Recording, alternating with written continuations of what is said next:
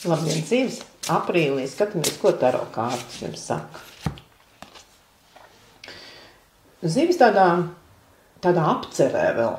Tādā apcerē par to, kas bijis, tāda kā aptumsuma tuneļa apcerē, tā izskatās. Un aptumsuma tunelis mums runāja par attiecībām starp cilvēkiem, starp partneriem, vecākiem un bērniem un uz visām pusēm. Jūs un bērni, jūs un jūsu vecāki. Tad apkārtējie cilvēki ļoti gribēs jūsu iesaistīšanos. Un iesaistīšanos nevis tā pa sīkumam. Viņi gribēs jūsu enerģiju, jūsu līdzdalību, jūsu piedalīšanos, jūsu iesaisti. Un iespējams, ka tas būs diezgan enerģiju tērējuši.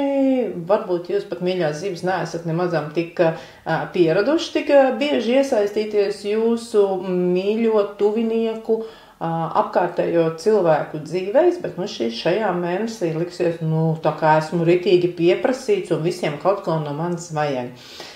Ļoti laba kārts, lai atjaunot attiecības uzlabot attiecības ar vecākiem, ar vecvecākiem, atrastu savu sakņu sistēmu, padarbotos laukos, padarboties ar ģimenes lietām. Ja, tas jums dos patiešām pietiekami daudz spēku un iedvesmas. Un, protams, tas arī tērēs, bet tas arī nesīs atpakaļ ar laiku.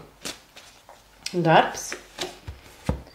Zivīm gan darbā šis mēnesis ir auglīgs, un faktiski ir tā, ka tas stāvoklis darbā ir tik stabils, noturīgs, finansiāli, visādos veidos stiprs, ka jums pat nenāks neko daudz darīt. Viss iet pats no sevis, viss attīstās pats no sevis, un kaut kādās lietās jūs pat varat neiesaistīties, jo ir cilvēki, ir attiecīgs speciālists, kas to lietu var izdarīt. Redziet, šī kārta saistās arī ar ģimeni. Tad ar dažām labai zivī arī darbā būs ģimene. Ja, protams, ka tas var būt arī ģimenes bizness, vai tas varētu būt darbs pie kādas ģimenes, ja, bet katrā ziņā tam ir liels spēks, tam ir liela jauda un ļoti auglīgs mēnesis saistībā ar darbu. Un privātā dzīve. Privātā dzīve kaut kā mazliet vientulīga šajā mēnesī.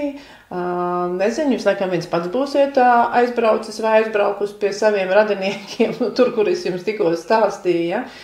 Jo partneris patiesībā jūtas mazliet tā kā atstāts, tā kā vientuļš, tā kā pamests, un acīm redzot, ka ir tomēr jāpadomā, kādēļ. Kādēļ tad jūs kopā neesat tajā ģimenes gaisotnē vidē, un kas tas ir par iemeslu, vai kas tā ir par apceri, vai tas ir kaut kāds brauciens partnerim vai komandējums. Ir jau arī objektīvi apstākļi, kādēļ partneris jūtās vientuļš, kaut vai tad, kad viņš ir aizbraucis komandējumā.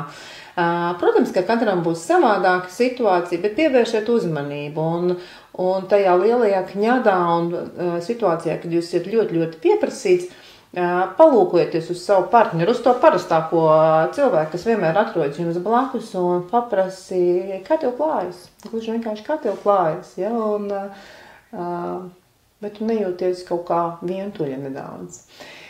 Tām zivīm, kas tikai meklē attiecības, šī kārta saistās ar vientulību, līdz ar to es nevaru solīt, ka jums izdodas atrast šajā mēnesī kaut ko piemērotu, kaut ko interesantu, kaut ko satraucošu un kaut ko jēgpilnu.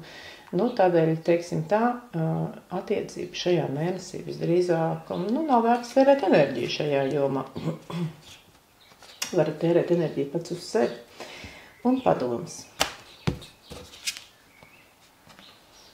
Padoms laikam arī ir, ka tērēt enerģiju uz sevi vienmēr ir jēgpilni un vienmēr ir patīkami. Atrodiet to savu vietu, no kurienes jums ir vislabākais skats tur, kur jūs gribat raudzīties. Varbūt sevi, varbūt pajautājiet, ko pats es gribu visvairāk. Tādā interesants mēnesis, aprīlis, zivis. Ceru, ka jums viss izdodas vislabākajā veidā un uz tikšanos.